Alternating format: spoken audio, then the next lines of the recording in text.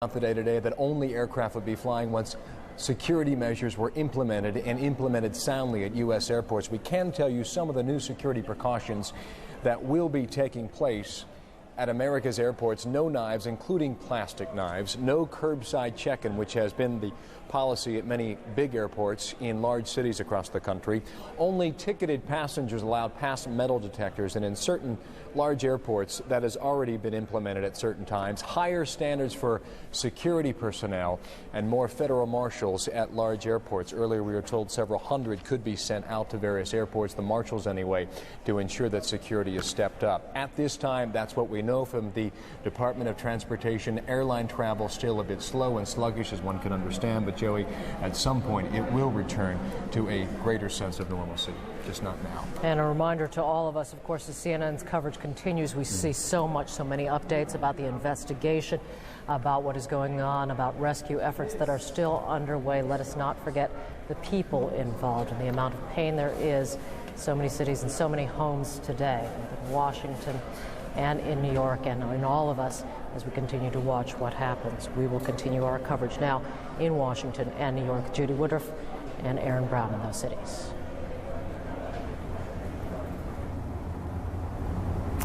Thank you, Joey and Bill. I am Judy Woodruff in Washington. Aaron? We have been tracking for the last, I guess, 45 seconds to a minute, a small plane that has essentially flown the length of Manhattan. We can't see tail markings. You can just barely see it still. You see it going into the smoke. Again, clearly, no planes are supposed to be in the air. If that is, in fact, a private plane, we are enormously curious what it is doing up there.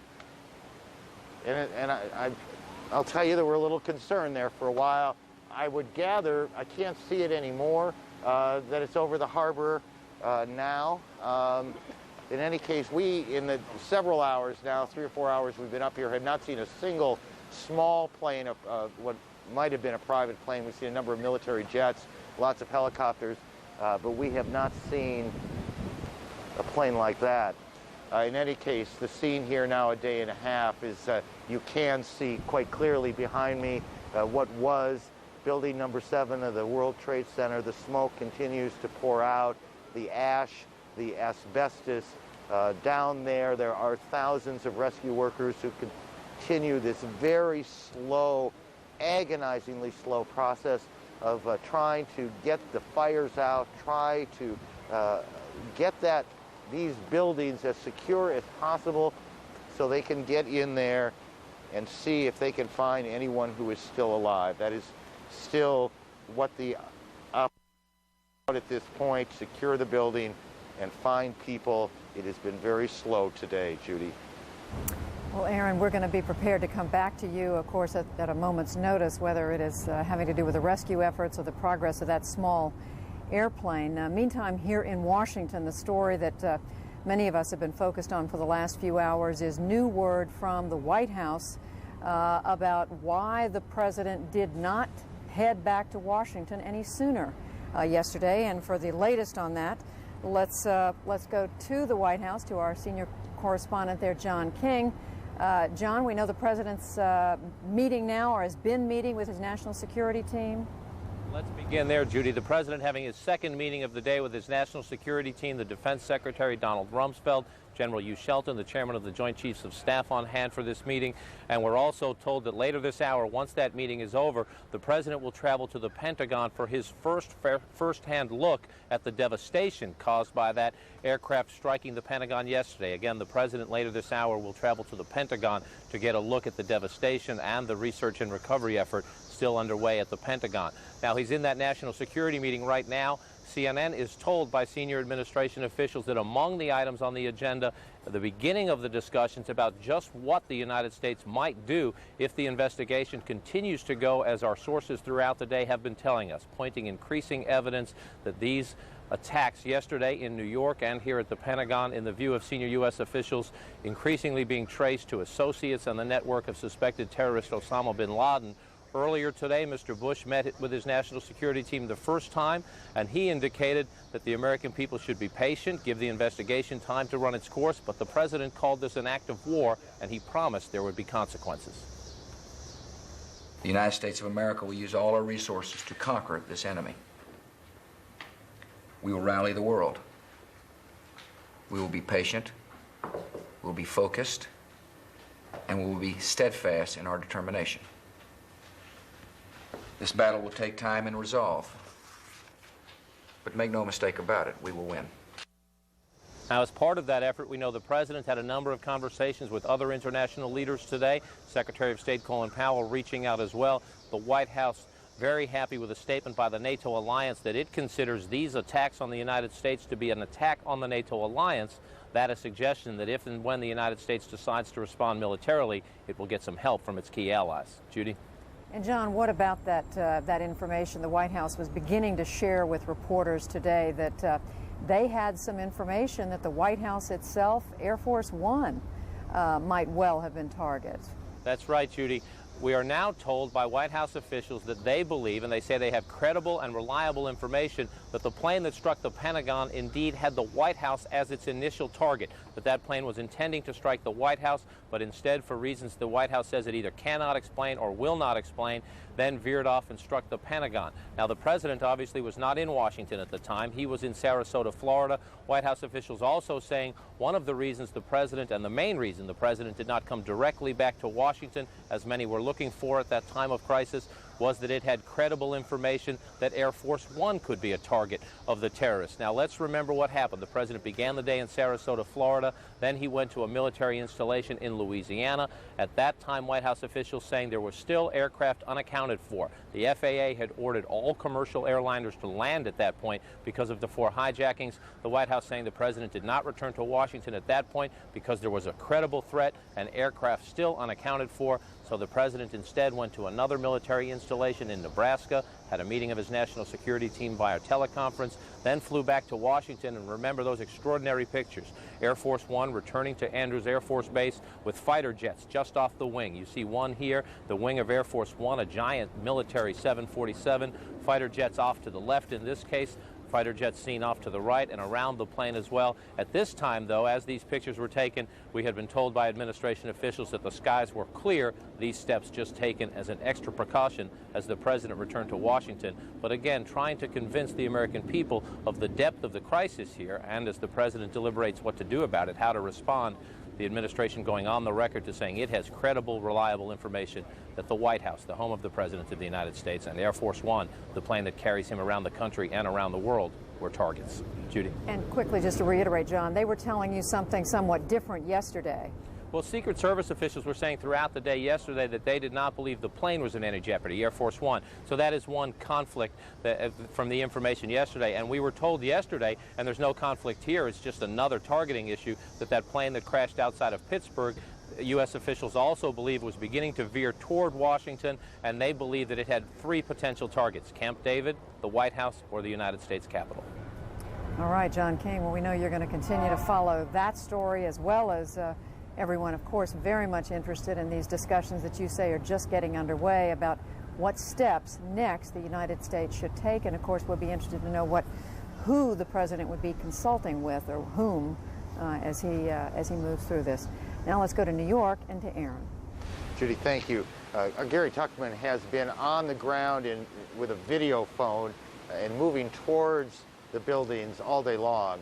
And he joins us now. And Gary, I gather that you have gotten an up-close look at least it's something approaching ground zero. Approaching ground zero, literally ground zero, as close as you could possibly get to the damage. And I have to tell you, first of all, there are no cameras allowed at ground zero.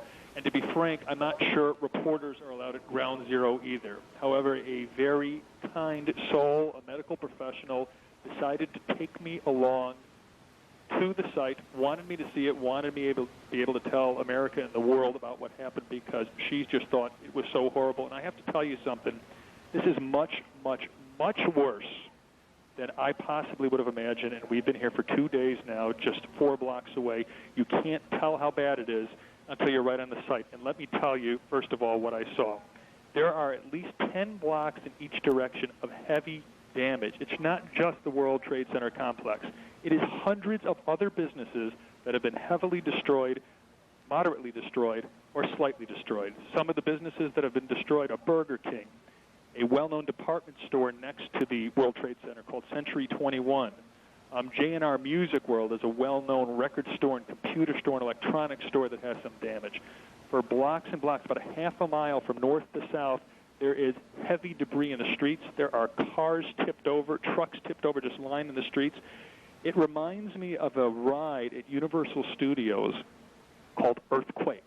And when you go on the Earthquake ride, everything flips over and things catch fire and there's debris and there's sand, and that's what it looked like to me when I got there. Gary, when you look at these buildings and you talk about them being either heavily damaged or destroyed, in this 10-block area, have these buildings been crushed? Have they been burned out?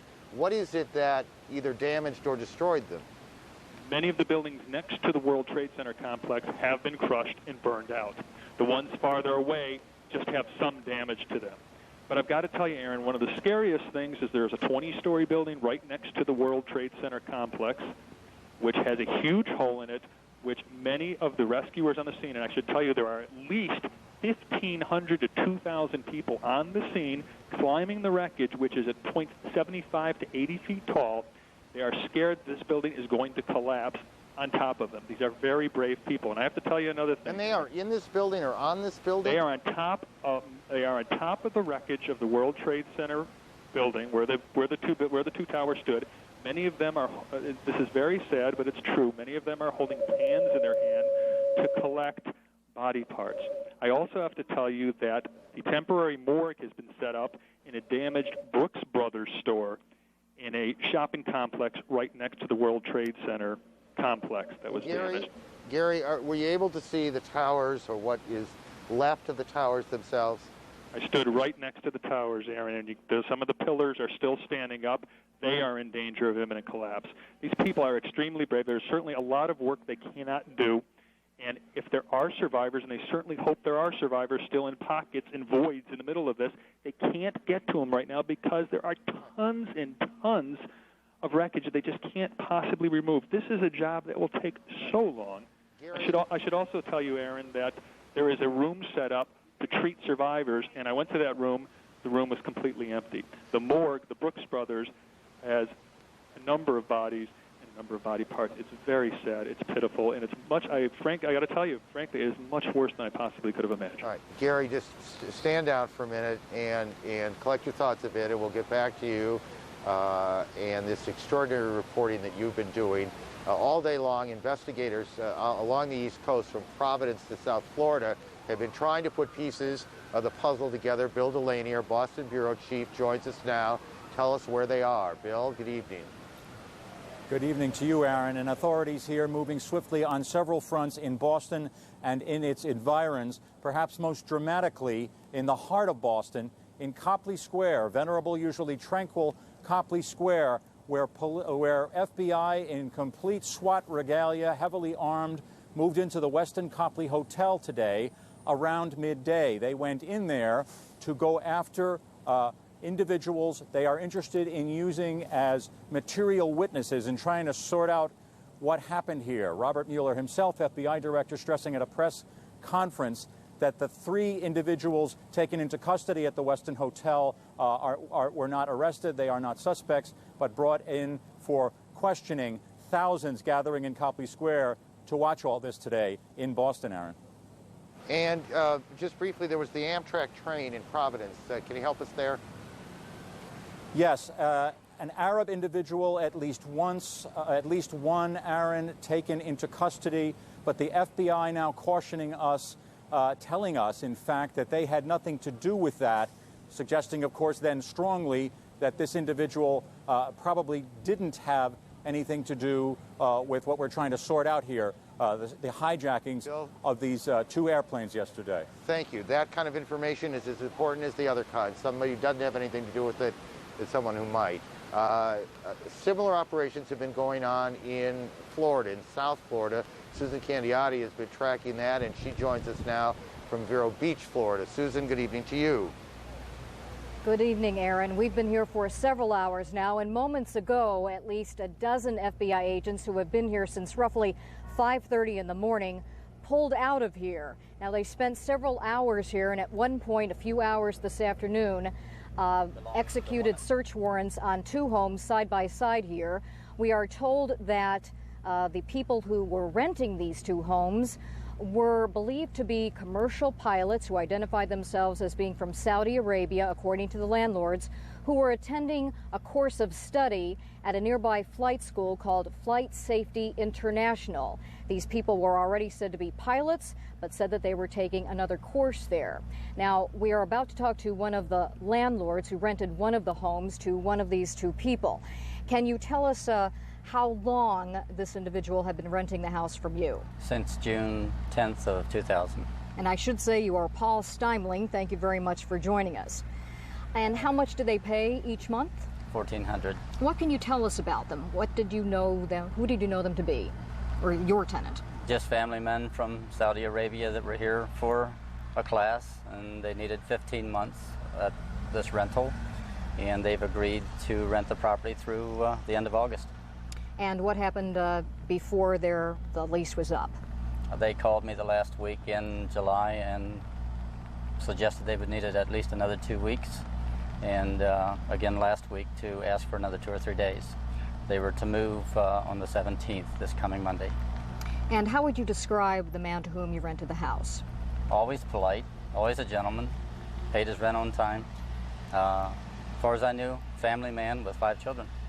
What do you make of these search warrants being executed at your home? Kind of shocked.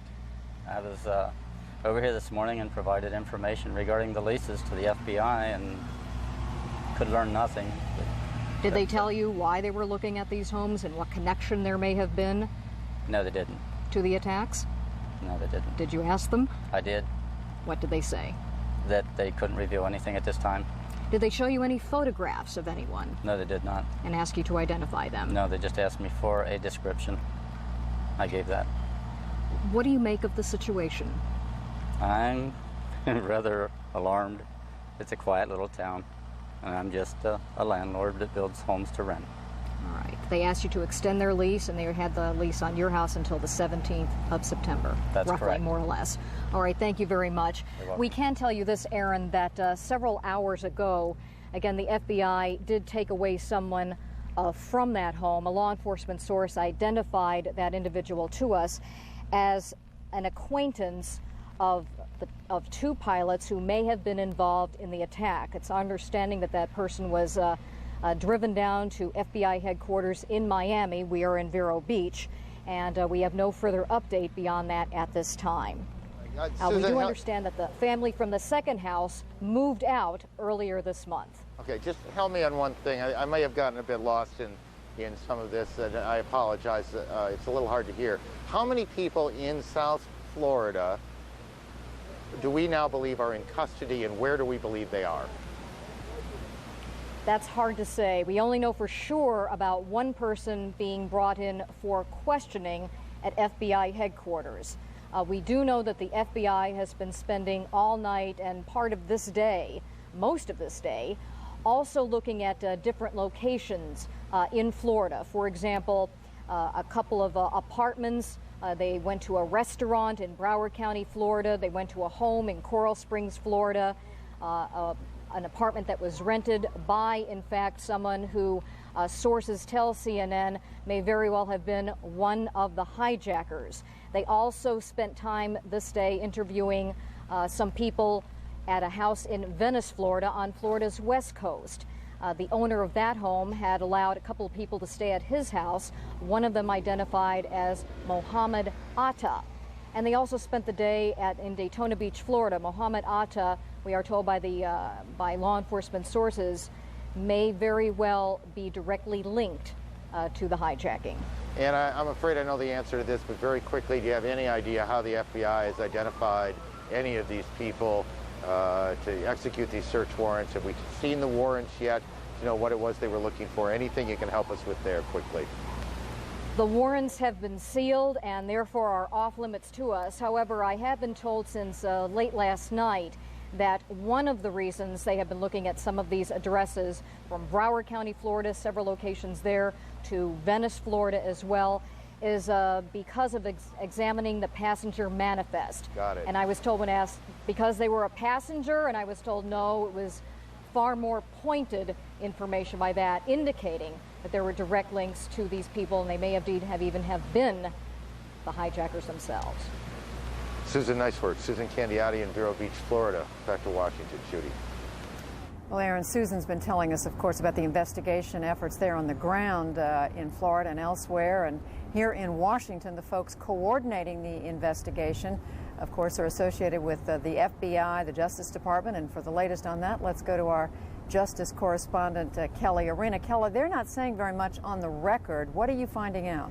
Well, that's right, Judy. Most of what we've reported has been reported thanks to a variety of sources. But we did hear from Attorney General John Ashcroft and FBI Director Robert Mueller today. To a certain extent, they've confirmed certain points that we have been reporting. Number one, that the White House and Air Force One were definitely targets, that some of the hijackers were trained as pilots, that they are working, of course, to recover the black boxes, that there are a number of individuals that law enforcement has ID'd that may have had something to do with the hijacking. They would not say how many, but they said that they have ID'd a number of people that they are looking for questioning.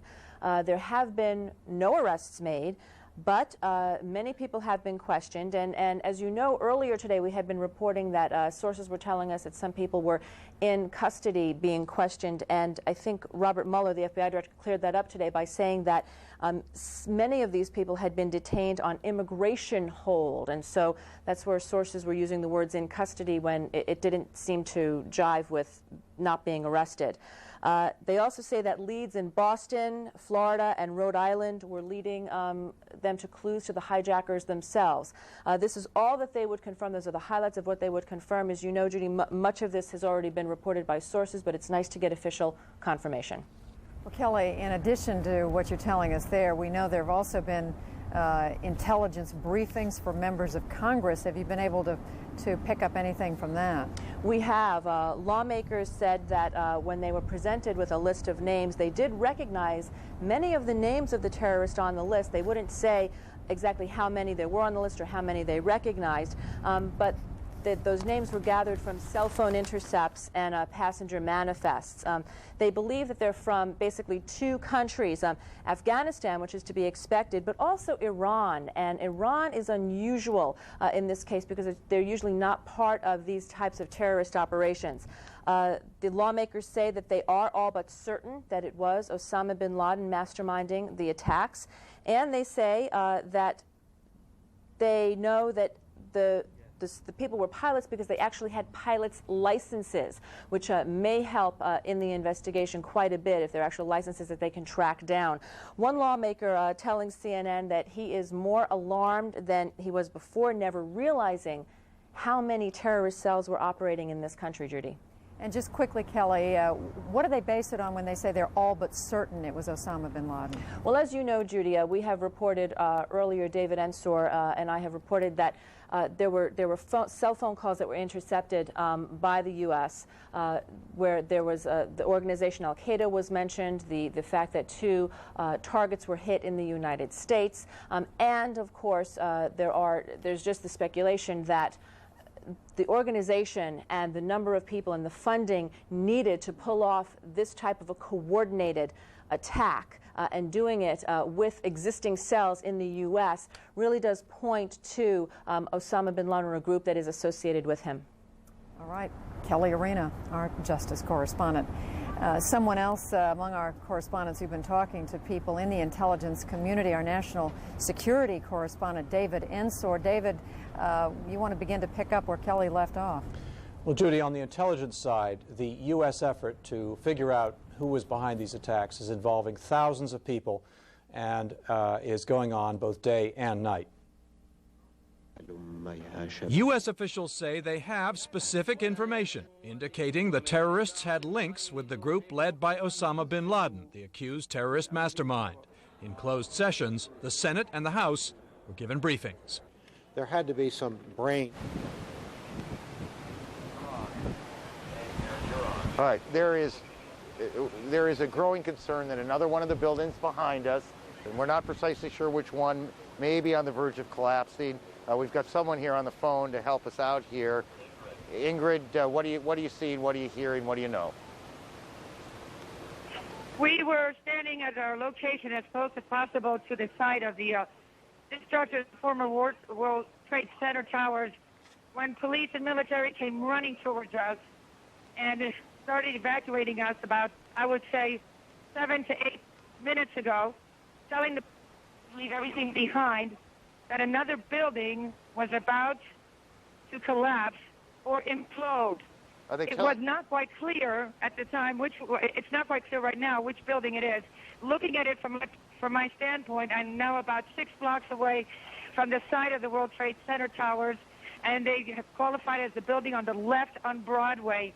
I believe our cameraman here left our signal in the middle of all this, but some have pointed to the tallest modern black building in that area, pointing to areas that we can't see from here, saying it's starting to bubble. They have pushed all the way back, about several blocks back. We have left things behind at our original location. There is not much more that I can say, however. The sirens and everyone came running. It was absolute pandemonium, and everyone is standing back. The police saying, go north. You know, if you want to save your life, get the hell out of here. Okay, Ingrid, just take a deep breath here. Make sure you're in a safe location. We now believe the building is 1 Liberty Plaza, which is in that extraordinarily tight complex of buildings that surround the Trade Center.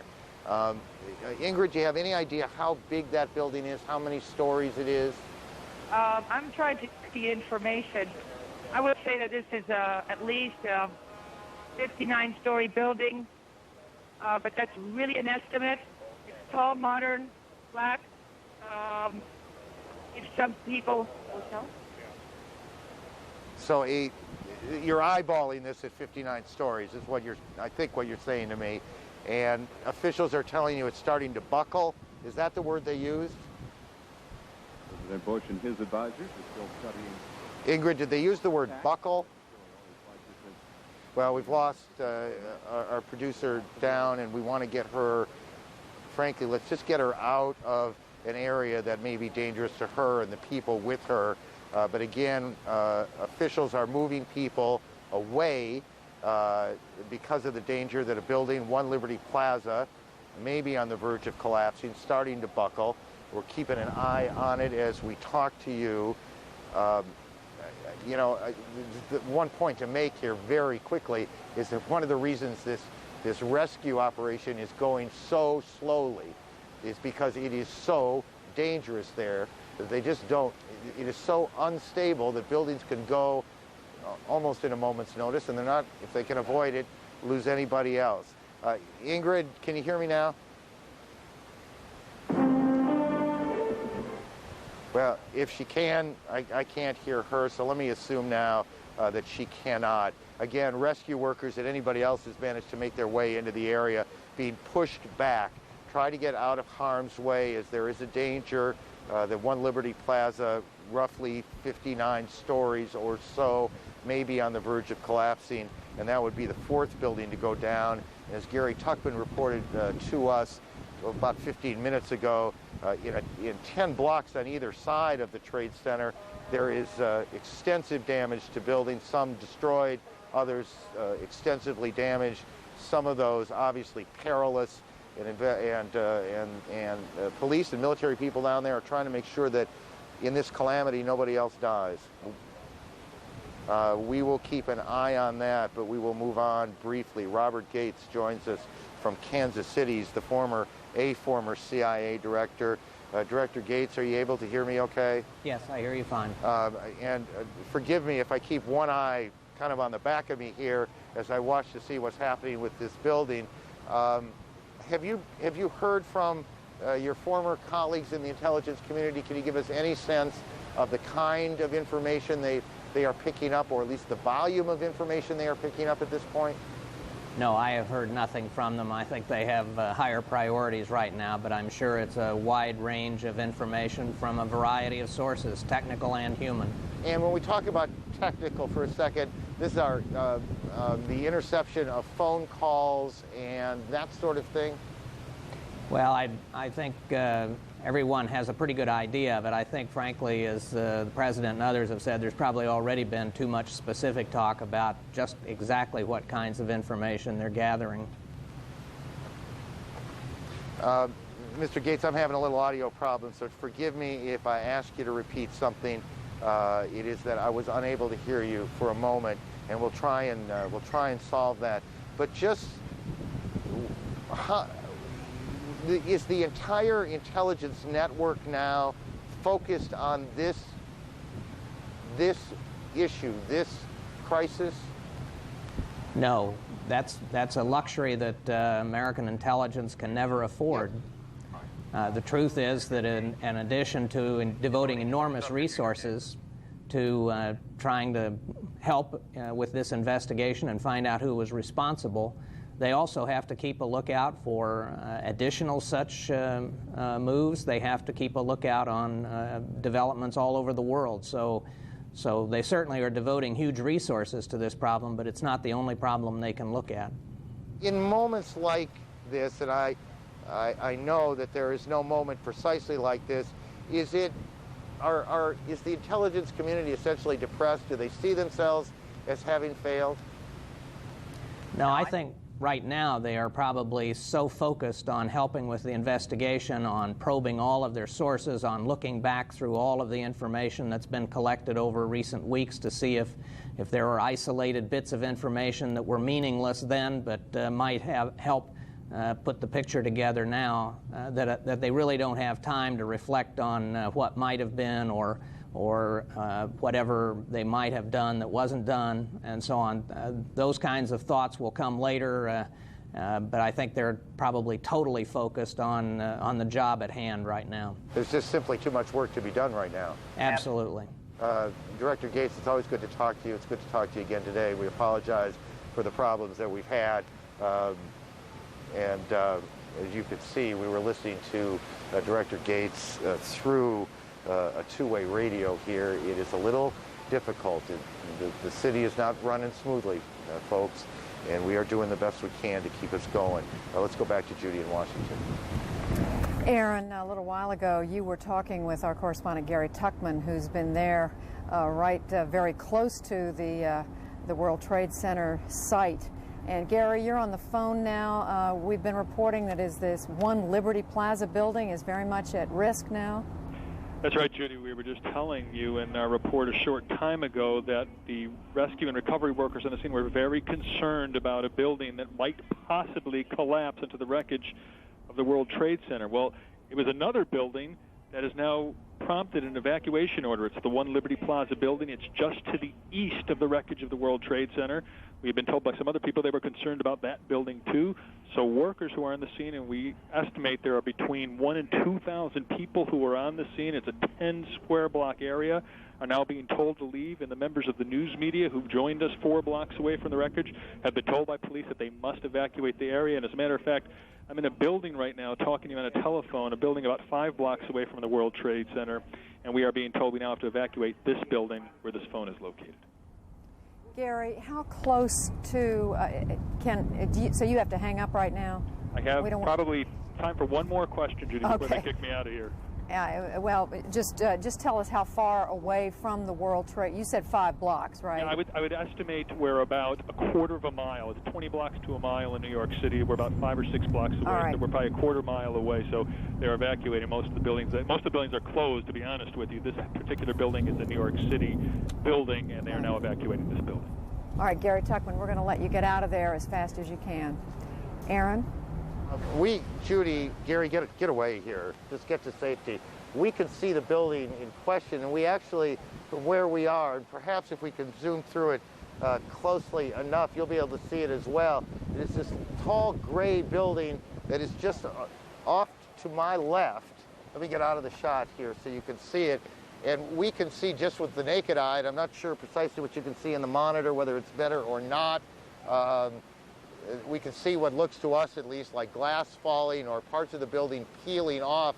We're looking probably halfway up the building and up. We can't see the lower half. We can also see, and I want to be careful here because I can't honestly tell you that I know it's related, but there seems to be a bit more smoke, dust, ash in the area. Whether that's related to this or not, I honestly don't know, but I do know that there is more of it in that area than there was before.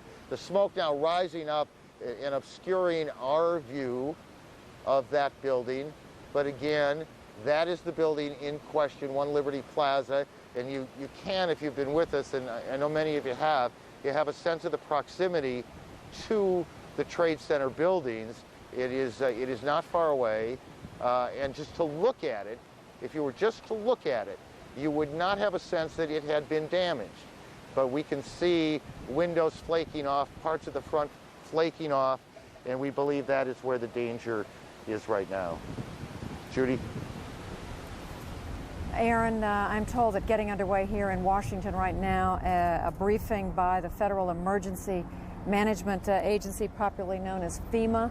I'm not sure whether it's started or is in progress. Actually, it's in New York City, in your neighborhood.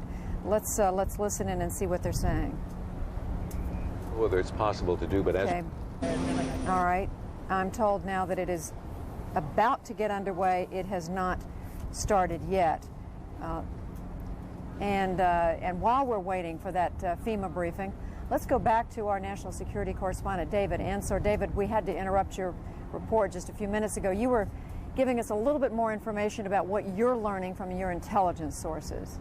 Well, that's right. As former CIA Director Bob Gates just said on our air, the CIA and the intelligence community have to keep looking at a lot of issues, including future threats, but they are also putting tremendous resources into the effort to try to ascertain who did this, and they're working on it day and night. U.S. officials say they have specific information indicating the terrorists had links with the group led by Osama bin Laden, the accused terrorist mastermind. In closed sessions, the Senate and the House were given briefings. There had to be some brains behind this. We have some good, promising leads. They're obviously being followed. Publicly, the Bush administration is accusing no one so far, while warning nations they too will pay for any help given to those who attacked New York and Washington. We will hold accountable those countries that provide support, that give host nation, if you can call it that, support and facilities to these kinds of terrorist groups. Afghanistan's Taliban government has long offered haven to bin Laden, but U.S. officials say they have no evidence thus far of any state directly assisting the attacks in New York and Washington. Many analysts argue that such a coordinated broadside could not have been possible without it. Osama bin Laden represents a complete terrorist network. He will have one or more state sponsors, countries that he's either based in or working in collusion with. There'll have been passport support, communication support. One thing I think that ought to make us a bit suspicious about whether bin Laden was involved in it alone or not is that he goes to great lengths to advertise himself.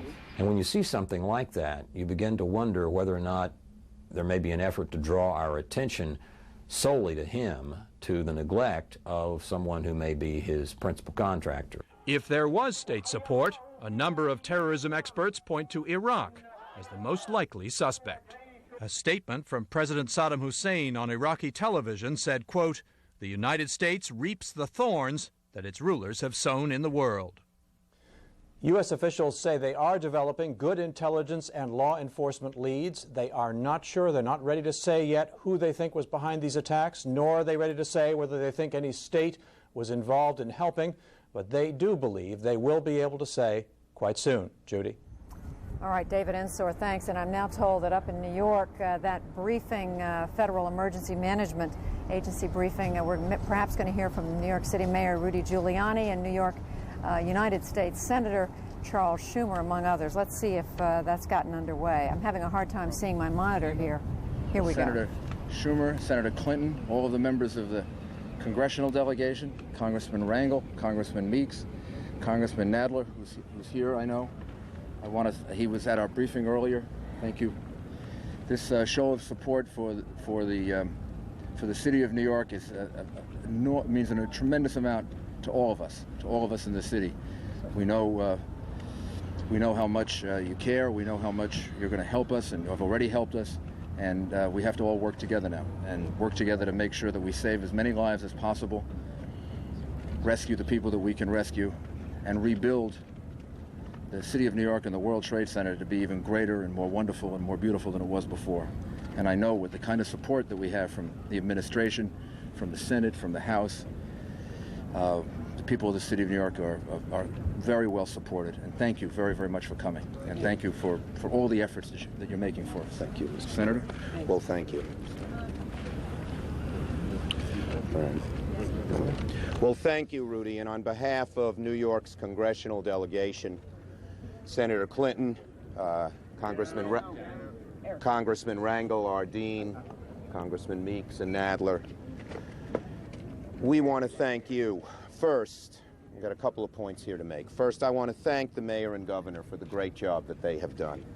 We have watched television, and I have heard from more than 20 senators that they feel, as bad as they feel about this, they feel relieved with people like Giuliani and Pataki down here in charge and keeping things as best as they can be under these difficult times, so we thank you. I also want to thank President Bush. I spoke to the president yesterday. He assured me that he was going to do everything, and his administration was going to do everything that it could do. He said, you have a blank check. And what we are here, what Hillary and I and the delegation are here to do is assess the damage, make an inventory list, and go back to Washington. I've told Joe Alban, I'll talk about him in a minute, and others, that we may need the kinds of help that are different than usual disasters. We not only have the so many people who have been lost and the buildings that have been lost, but we have a financial services industry that has real trouble.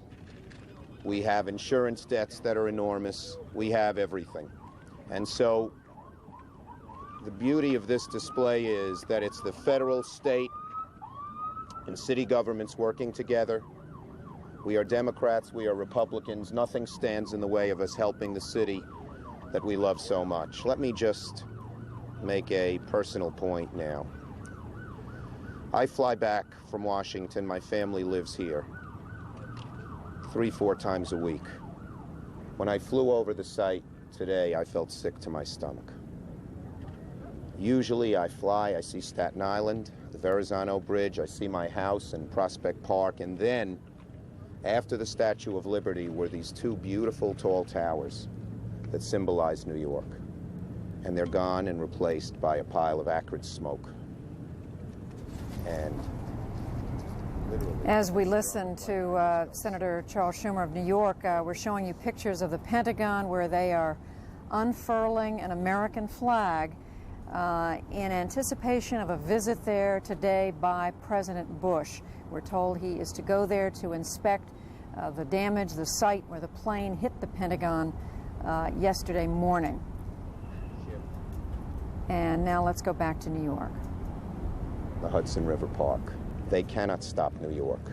They will not stop New York. And we will bring every bit of federal aid that we can to make this city, as pained as we are now, rebound from the tragedy. And it's a big job, but we're going to do it. Let me call on my colleague, Senator Clinton. And then I'll introduce Joe and the governor. Do you want to? And Governor Pataki. Well, first, we wanted to be here this afternoon to visibly demonstrate the strong commitment that we feel from our colleagues in the Congress on both sides of the aisle, and the very strong support that we've gotten from the President and the administration.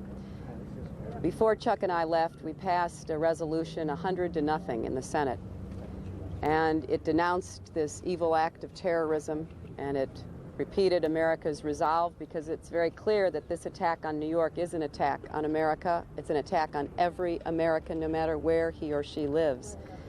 It also contained a strong statement of our unified commitment to rebuilding and reconstructing, as the mayor said. So we will continue to work with all of our colleagues and the administration to make clear the extraordinary needs for resources, not just today and tomorrow and next week, for months and years to come, that will have to come from the American people and our government. I also just again want to thank the mayor and the governor for their leadership, and I particularly want to thank our firefighters, our police officers, our emergency medical technicians, and all of the help at all of our hospitals. You know, the people who've really been on the front lines, and many of whom we know have already lost their lives doing their duty to help everyone else. I don't know that there's ever been a time when an act of war, and that's what this was, called into action better prepared, more resolute, or courageous soldiers on the front lines to defend our country. But we saw that, and we're seeing it. And all of America, from everything we're told and the response that we're getting, understands that. And I believe that America will be behind New York in a way that will send a message to anyone near and far that, you know, New York is America, and America stands ready to defend what we care about, and that's this city and its people.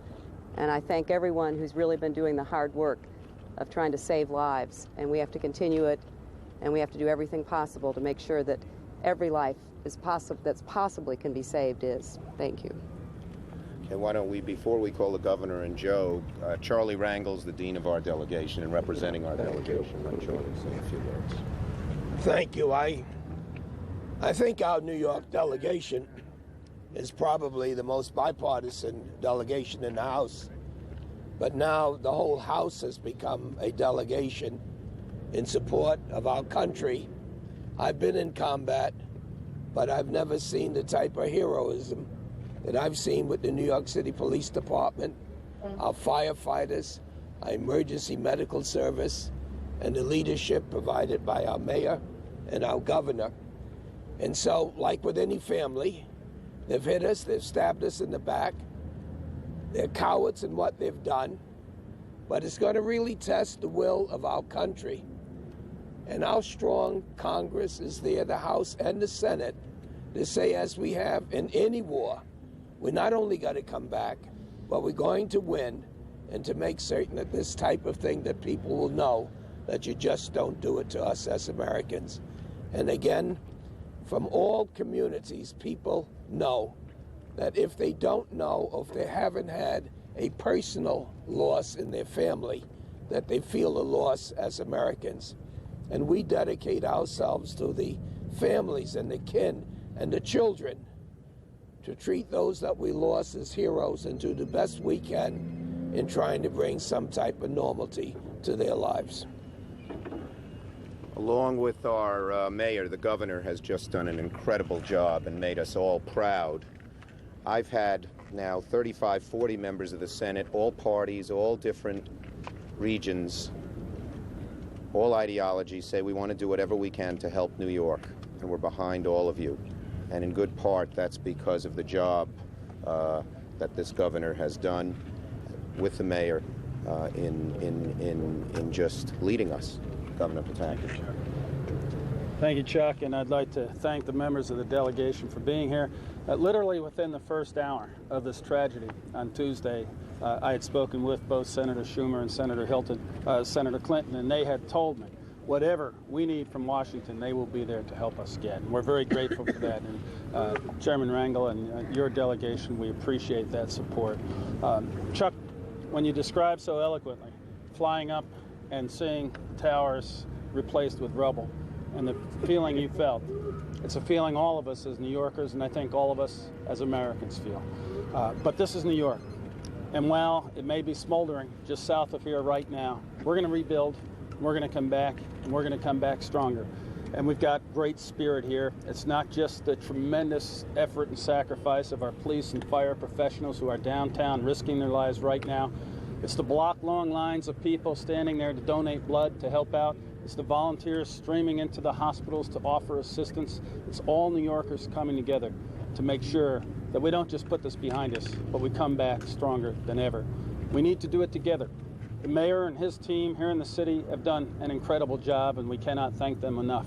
The state has been there in every way we can to be supportive and helpful and make sure we get through this, but we're all in it together. America is behind us. The fact that you're here makes us confident that America is behind us, and with that support from a bipartisan delegation in Congress and from President Bush, we're going to show the rest of the nation, we're going to show the rest of the world that the New Yorkers are not intimidated by terrorism, that we don't surrender to this type of cowardly act, but we will come back stronger than ever. I want to thank President Bush. I was on the phone with him before 9:30 Tuesday morning, and I've been on the phone with him since. And I want to thank Joe Albaugh for being here with us this evening. You know, Joe, the first words he said to me weren't hello, it was, what do you need, what can I do to help? It's that type of attitude, that type of spirit that is getting us through this. And Director Albaugh, I want to thank you because you've already helped enormously. Every single request we've made of the administration has been met, and we're confident as we have additional requests as we go forward, they will be met as well. This is an outrage against New York. This is a criminal act against America. This is a threat to our way of life, to freedom around the world. And we will stand united and win over this barbarism and make sure New York is stronger and America is stronger than it's ever been. Thank you. God bless you. Thank you, George. And the final person is going to speak is the man who we really thank. Before I do that, I did have one thought that I've circulated among my colleagues, and I think it's a good one. And that is that I am joined by many others asking all New Yorkers to take an American flag and fly it out of their window. Whether you have a home, an office, a shop, let those flags fly. Let that be a symbol of unity for New York. Let that show these evil, despicable people that they cannot daunt our spirit. And in that way, we will show the kind of unity and fervor. People know what they want to do. They've been doing lots of things. But just letting the flag fly from your window, whether you live in a private home, an apartment house, or whether you're in an office, will really show them that we are Americans and we're proud of it. FEMA is a very, very important agency in the federal government. You don't know it until there's trouble. But they come in and they solve problems. It's been a remarkably nonpartisan agency. It's an agency that brings people together as we have all been brought together. It's an agency that is expert at solving problems. This is a different problem than we've ever faced. Hillary and Joe and I talked on the airplane this afternoon about the various new types of challenges that we meet.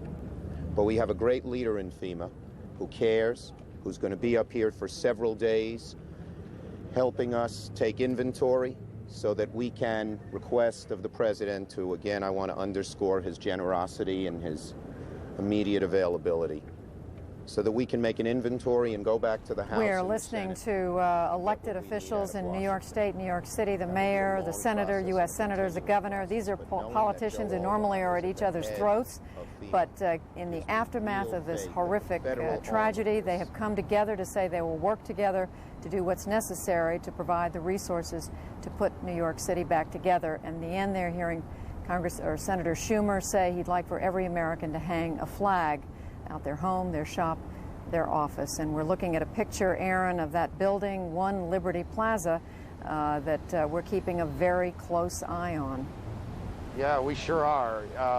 At various points, the wind will shift and the smoke will cover, and it's hard for us to see these pieces either of window or of facing, if that's the right word, facing falling off the building. But every 20, 30 seconds, it seems like another piece falls. People have been told to get out of the area. One of our producers has essentially was told to run for your life. From our vantage point, we see a somewhat contradictory scene, to be perfectly honest. On the one hand, it is clear to us that people have been moved to the north, moved away from the building that is at risk and building number 7, which has collapsed. On the other hand, that fire truck that has been there pumping gallon upon gallon of water on the fire in building number 7, which collapsed yesterday, continues its work, and those people continue to do those work. There are not a whole lot of people in that area right in front of Building 7. There have been more throughout the day, and as we've watched this, now everybody seems about 3 or 4 blocks farther back than they were, and we assume here, this is an assumption, that is true on all sides of these buildings, that everyone is being pushed away.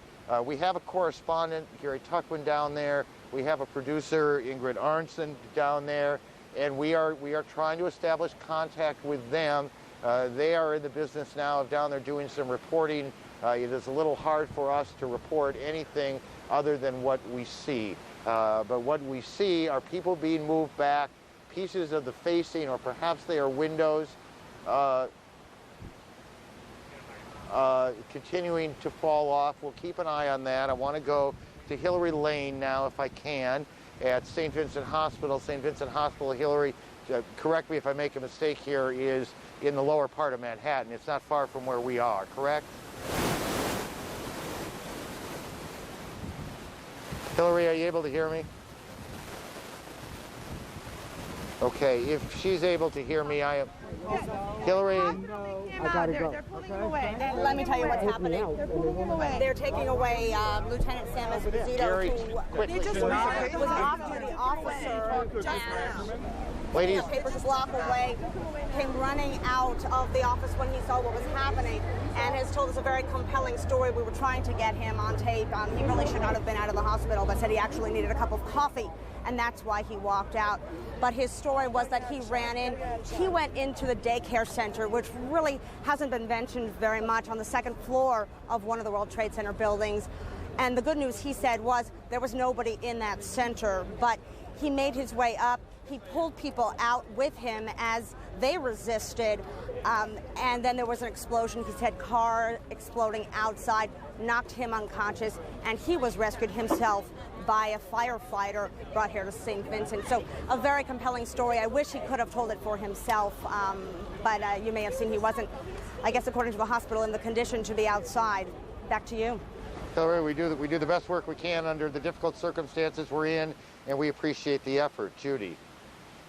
Aaron, the building that we've been watching here in Washington is, of course, the Pentagon, which took a direct hit yesterday, and it was really only a few hours ago that the fires that started burning there yesterday, that they were able to put those fires out. Let's go to our Pentagon, our military affairs correspondent, Jamie McIntyre, for an update on what is going on at the Pentagon and what he's hearing from defense officials. Jamie. Well, Judy, President Bush came by just a short time ago to inspect the damage, his first-hand look at the gaping hole that was put into the side of the Pentagon. Some of the firefighters and rescue workers who have been battling this for more than a day now unfurled a large American flag and hung it over one side of the Pentagon, just near where the plane went into the side of the building. Pentagon officials say that they have pretty much given up hope that there are any survivors in the immediate area where that damage is, and they began a process of demolishing the building so that they can get back further into the building, with the slim possibility there might be someone still alive who was out of the immediate blast area. But they say the combined intense heat of the explosion of the plane hitting the building with all that fuel and all the smoke that came from it makes it almost impossible for anyone to have survived. Secretary Rumsfeld, in a message he recorded to U.S. troops, said that he went to the scene of this disaster yesterday, and he described it as appalling. Today in a Pentagon briefing, he said that this attack was part of a new battlefield that the United States was going to have to fight on in the future. We are, in a sense, seeing the definition of a new battlefield in the world, a 21st century battlefield. And it is a different kind of conflict. It is something that is not unique to this century, to be sure, but it is, given our geography and given our circumstance, it is, in a major sense, new for this country. About half of the Pentagon is open for business today, and half of it is closed off with armed sentries at the corridors, preventing anybody from going into the other half of the building, which is still closed because of the smoke that came from that fire. Secretary Rumsfeld said today that the final casualty count, the death toll, will probably be much lower than the high number of 800 that was speculated by a fire chief as the possible top number. Instead, it looks like it'll be more in the area of 100 or